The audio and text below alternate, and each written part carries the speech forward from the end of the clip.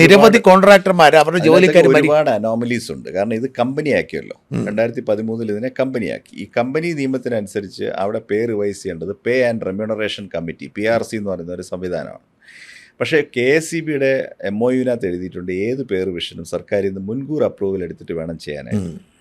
അപ്പം ഇതിലിപ്പോൾ മണിയാശാൻ മിനിസ്റ്ററായിട്ടിരിക്കുന്നു, ഇലക്ഷൻ പ്രഖ്യാപിക്കുന്നു, ഇലക്ഷൻ മെയ്യിൽ വരും, അല്ലെങ്കിൽ മെയ്യിലോ ഏപ്രിലിൽ വരുമെന്ന് കണ്ടുകൊണ്ട് ഫെബ്രുവരിയിൽ പെട്ടെന്ന് പേ ആൻഡ് റെമ്യൂണറേഷൻ കമ്മിറ്റി കൂടിയിട്ട് സംസ്ഥാന ഫിനാൻസ് വകുപ്പിൽ നിന്ന് ആരും ഇല്ലാതെ ഒരു പേ റിവിഷൻ പ്രപ്പോസൽ തയ്യാറാക്കുന്നു.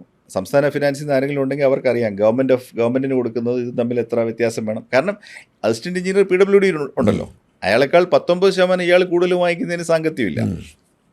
അപ്പോൾ ഈ കമ്പാരിസൺസ് എല്ലാം ഒഴിവാക്കിയിട്ട് PRC ഒരു റിപ്പോർട്ട് ഉണ്ടാക്കുന്നു. റിപ്പോർട്ട് രാവിലെ ഫൈനലൈസ് ചെയ്ത് ബോർഡ് രാവിലെ അക്സെപ്റ്റ് ചെയ്യുന്നു. ഉച്ചതിരിഞ്ഞ് വൈദ്യുതി ശക്തി മന്ത്രിയെ ഇവരോട് വിളിച്ചു വരുത്തിയിട്ട് എല്ലാവരെയും ഓഡിറ്റോറിയത്തിൽ വിളിച്ചു വരുത്തിയിട്ട് സർക്കാർ പിന്നെ പേ റിവിഷൻ നടപ്പിലാക്കി എന്ന് പ്രഖ്യാപിക്കുന്നു. മന്ത്രിക്ക് ഒരു ധാരണ ഉണ്ടായിരുന്നില്ല, ഞാൻ പറയുന്നില്ല. പക്ഷേ അത് ഫയലായിട്ട് വൈദ്യുതി വകുപ്പ് ഫിനാൻസിലും പോയിട്ട് പരിശോധിക്കണ്ടേ, പരിശോധിച്ച് അനോമലി ഡിറ്റക്ട് ചെയ്യണ്ടേ, അത് ഒഴിവാക്കി എജക്റ്റ് കൊടുക്കണം. ഏതായാലും ഉള്ള സർക്കാർ ഒരിക്കലും കടലാസിൽ ഈ പേ റിവിഷൻ അംഗീകരിച്ചില്ല. ഞാൻ സർക്കാരിന് എഴുതി നിങ്ങൾ അംഗീകരിക്കൂ, കാരണം അടുത്ത പേ റിവിഷന് സമയമായി. അപ്പോൾ ഇപ്പോൾ വീണ്ടും അത് ഇഷ്യൂ ആയി.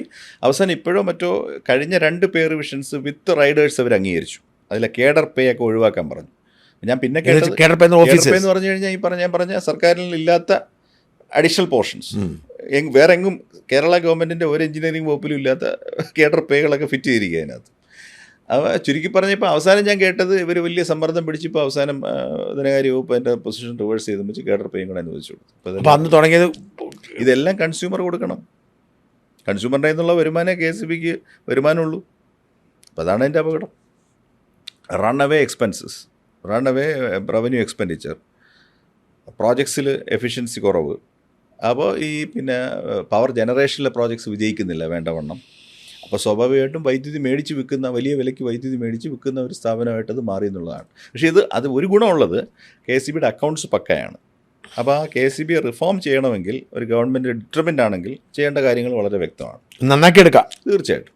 ഈ KSRTC പോലെ കൈ മറിഞ്ഞു പോയിട്ടില്ല ഇൻ ദാറ്റ് സെൻസ്.